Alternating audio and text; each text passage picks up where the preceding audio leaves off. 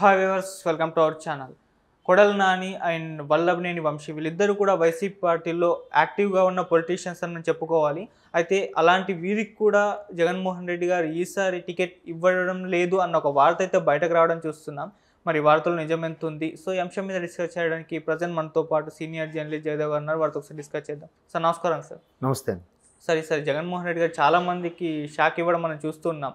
అయితే ఇప్పుడు ఆ లిస్టులో ఇటు కొడాలి నాని అండ్ వల్లభనేని వంశీ వీళ్ళిద్దరు కూడా జాయిన్ అయ్యారు. వీళ్ళిద్దరు కూడా టికెట్ ఇవ్వబోవట్లేదు అని ఒక వార్త అయితే బయటకు రావడం చూస్తున్నాం. సార్ మరి దీంట్లో నిజం ఎంత ఉంది సార్? అంటే నిజం ఎంత ఉన్నది అనేది వైసీపీ శ్రేణులే చెప్పాలి. ఎందుకంటే వైసీపీ శ్రేణులు చాలామంది నిరాశ నిర్లిప్తతలతో ఉన్నారు. ముఖ్యమంత్రి అలాగే అధినేత జగన్మోహన్ రెడ్డి గారు కూడా వై నాట్ 175 అనే నినాదం ఎత్తుకున్నప్పటి నుంచి కూడా ఈ షఫ్లింగు, గెలిచిన వాళ్ళకి అవకాశం ఇవ్వకపోవడం, కొత్త వాళ్ళకి ఇస్తామనడం, ఎమ్మెల్యే అభ్యర్థిని ఎంపీగా పోటీ చేయించడం, ఎంపీ అభ్యర్థిని ఎమ్మెల్యే అభ్యర్థిగాను, ఒక ఊరి నుంచి ఇంకో ఊరికి షఫిల్ చేయడం, ఒక ఊరు కూడా కదా, ఒక జిల్లా నుంచి వేరే జిల్లాకి, ఇట్లాగా చాలామందికి ఇవ్వము అనే వార్తలు రావడం. ఈ వార్తలు వచ్చే నేపథ్యంలో చాలామంది విసిగి వేసారి బయటికి వెళ్ళిపోవడం, రాజీనామా సభ్యత్వానికి పార్టీ అభ్యర్థిత్వానికి పార్టీ సభ్యత్వానికి రెండింటికి రాజీనామా చేసి వెళ్ళిపోవడము. ఇట్లా మనము ఆల్మోస్ట్ ఆల్ నవంబర్ డిసెంబర్ నుంచి చూస్తూనే ఉన్నాం కదా. ఎవరో ఒకరు, ఒక ఎమ్మెల్సీ లేదంటే ఒక ఎమ్మెల్యే లేదంటే ఒక ఎంపీ ఇట్లా ఇక్కడి నుంచి అక్కడికి వెళ్ళిపోతున్నారు అన్నట్టుగా కూడా చూస్తున్నాం. అయితే ఇక్కడ వంశీ, నాని, తర్వాత మన రాధా గారు, వీళ్ళు ముగ్గురు మంచి మిత్రులని, వీళ్ళు ముగ్గురు అంటే వ్యాపారపరంగా కానీ సన్నిహితంగా కూడా మంచి మిత్రులు, పార్టీలతో సంబంధం లేకుండా ఇప్పుడు సన్నిహితంగా ఉంటారని కూడా మనం వార్తలో చూసాం. అయితే వీళ్ళు ముగ్గురు కూడా ఒకే పార్టీ గొడుగు కిందకి వెళ్ళబోతున్నారు, వైసీపీ కిందకే పోటీ చేయబోతున్నారు అన్నట్టుగా కూడా వార్తలు వచ్చాయి. దీంట్లో భాగంగానే మాజీ మంత్రి కొడాలి నాని గారి సాన్నిహిత్యంతో వంశీ గారు కూడా వైసీపీకి చేరువయ్యారని ఆయన అనుకున్నాం. ఆయన అది కూడా ధృవపరిచారు. తర్వాత చంద్రబాబు గారి మీద వ్యాఖ్యలు చేయడం ఓకే, అది కన్ఫర్మ్ అయింది. కన్ఫర్మ్ అయిన తర్వాత ఆయనకి టికెట్ ఇస్తారు ఎవ్వరు అనే మీమాంసలు ఉన్నప్పుడు ఇస్తారు, దానికి ఆయన ఖర్చు పెట్టడానికి కూడా ఇబ్బంది ఉంటే జగన్మోహన్ రెడ్డి గారే ఫుల్గా సపోర్ట్ ఇచ్చి అవసరమైన ఖర్చు పెట్టి ఆయనకి పోటీ చేయించే ఆలోచన ఉన్నట్టు కూడా మనం ఒక వార్త చూసాము. ఇమీడియట్ నెక్స్ట్ డే ఆయన 2019లో ఏదో పోలింగ్ బూత్ దగ్గర చేసిన విషయం మీద ఆయనకి మళ్ళీ మేజిస్ట్రేట్ నుంచి సమన్లు వచ్చాయి. ఆయన కోర్టుకు హాజరవ్వమనండి లేదంటే అరెస్ట్ చేసి తీసుకురండి అని. దీని మీద రకరకాల అనుమానాలు వచ్చాయి. మళ్ళీ అరే ఇన్ని రోజులుగా లేనిది, 5 ఏళ్ళుగా లేనిది ఇప్పుడు మళ్ళీ ఆయన మీద కోర్టు కేసు రావడం ఏంటి? ఈ మధ్యలో 4-5 వాయిదాలు అయ్యే ఉంటాయి. ఒకవైపు ముఖ్యమంత్రి జగన్మోహన్ రెడ్డి గారు సపోర్ట్ ఇస్తామంటూనే మరోవైపు కేసులు వచ్చాయంటే సహజంగా అనుమాన పడతారు కదా. అట్లా అనుమానపడి ఆయన చెక్ పెట్టడానికే పొమ్మలేకే ఇవ్వను అని చెప్పలేక ఇలా చేశారా అనే కూడా కొంతమంది మాట్లాడుకున్నారు.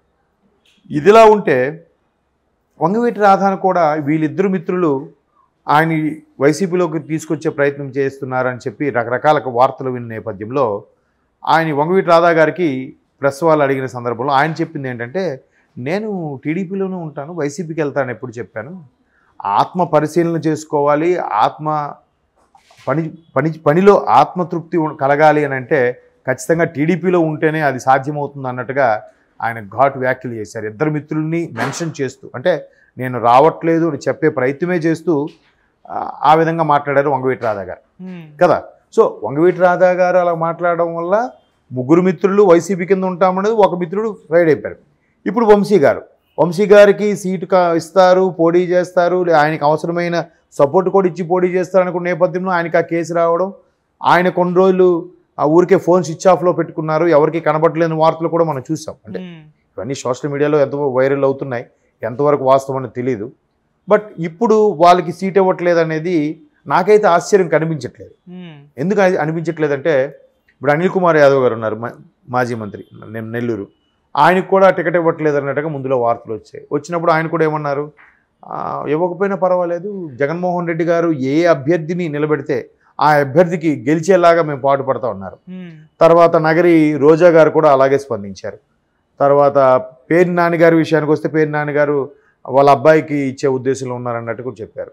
తర్వాత బాలినేని శ్రీనివాసరెడ్డి గారు ఆయన ముందు నుంచి అసంతృప్త ధోరణిలో ఉండడం, ఇట్లా రకరకాలుగా అందరూ కూడా మన గుడివాడ అమర్నాథ్ గారు కూడా టికెట్ నిరాకరించడం జరిగింది. ఆయనకి అనకాపల్లి నుంచి ఈసారి కొత్త అనకాపల్లి జిల్లా నుంచి కూడా ప్రాతినిధ్యం దక్కకపోవచ్చు అన్నట్టు కూడా కొన్ని వార్తలు వచ్చాయి. వాళ్ళందరూ కూడా అవుననే చెప్తున్నారు. ఎట్లా దాన్ని ఏమంటారు, అవ్వ పేరే ముసలమ్మ అన్నట్టుగా, అవ్వన్న ముసలమ్మన్న ఒకటే, మాకు ఇవ్వట్లేదని చెప్పకుండా అవును అక్కడ ఎవరు గెలుపులు ఉన్నాయి వాళ్ళకే ఇస్తున్నారు, వాళ్ళకి మిగతా వాళ్ళకి రెబల్స్ కూడా న్యాయం చేస్తున్నారు కదా, వేరే ద్వారా పోటీ చేస్తున్నారు కదా ఇలా హుందాగా చెప్తున్నారు. బట్ తెర వెనక స్టోరీ వేరే ఉంటుంది. ఎందుకంటే ఎవరి జిల్లా ఎవరి నియోజకవర్గం ప్రాతినిధ్యం వాళ్ళకి బలం ఉంటుంది. నీటిలో మొసల్లాగా పక్క జిల్లాకి వెళ్తే ఎంతవరకు ప్రాతినిధ్యం అనేది చెప్పలేం. ఇప్పుడు అనిల్ కుమార్ యాదవ్ గారిని నెల్లూరు ప్రాతినిధ్యం వహించి ఆయన ఒక్కసారిగా తీసుకొచ్చి నర్సాపేటకి లోక్సభ ఇన్ఛార్జ్గా పెట్టారు. అక్కడ నుంచి ఆయన లోక్సభకు పోటీ చేసే అవకాశాలు ఉన్నాయని కూడా చెప్తున్నారు. సో అక్కడ నెల్లూరు ఉన్న అతను ఇక్కడ గెలవగలరా అంటే చెప్పలేం కదా. మరోవైపు ఆయన నిన్నే జంగా కృష్ణమూర్తి గారు అటువంటి వాళ్ళు కూడా కొన్ని నిరసనలు తెలియజేస్తున్నారు నర్సాపేటకు సంబంధించి.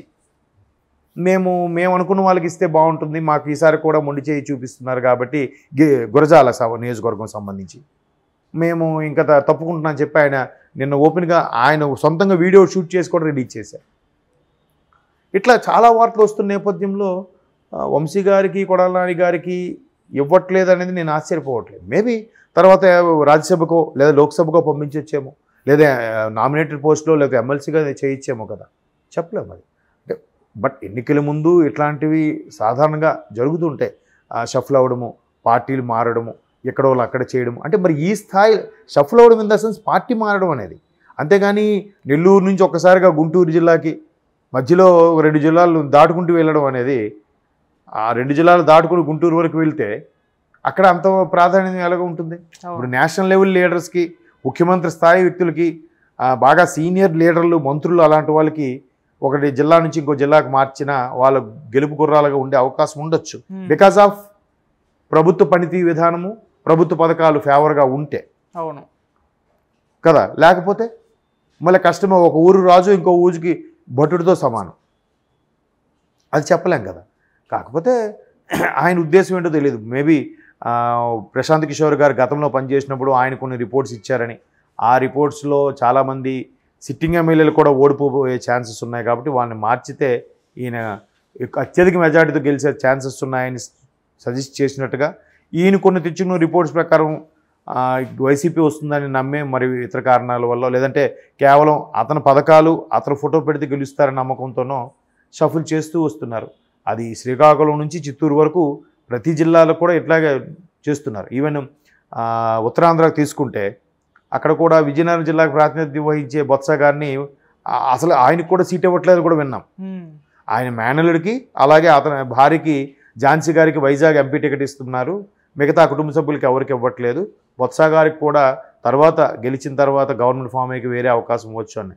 బొత్స గారు మరి మాజీ పిసిసి అధ్యక్షులు, ఇక్కడ కాంగ్రెస్ హయాంలో రవాణా మంత్రిగాను చాలా పదవులు అధిరోహించారు, అంత సీనియర్ నాయకులు. ఆయన విజయనగరం నుంచి వాళ్ళ మిసెస్కి వైజాగ్ పోటీ చేస్తే ఎంతవరకు ఆ ప్రాభవం ఉంటుందనేది, బొత్స గారు లాంటి వాళ్ళు కూడా టికెట్ ఇవ్వరన్న వార్తలు వినిపిస్తున్నాయి కదా. మరి చెప్పలేము, అంత సీనియర్ నాయకులకి అలాగే వినిపిస్తున్నప్పుడు కొడాలి నాని గారు వంశీ గారికి అంటే నాకైతే పెద్ద ఆశ్చర్యం అనిపించలేదు. వాళ్ళు కూడా ప్రభుత్వానికి ఫేవర్గా ఉండాలనో, లేదంటే ప్రభుత్వానికి ఈ టైంలో మాట్లాడడం సబబు కాదని చాలామంది సైలెంట్ అయిపోతున్నారు. ఇప్పుడు 151 మంది ఎమ్మెల్యేల్లో ఎక్కువగా మాట్లాడేది కేవలం ఒక 6-7 మంత్రులే, కీ రోల్ పోషించేవాళ్ళు.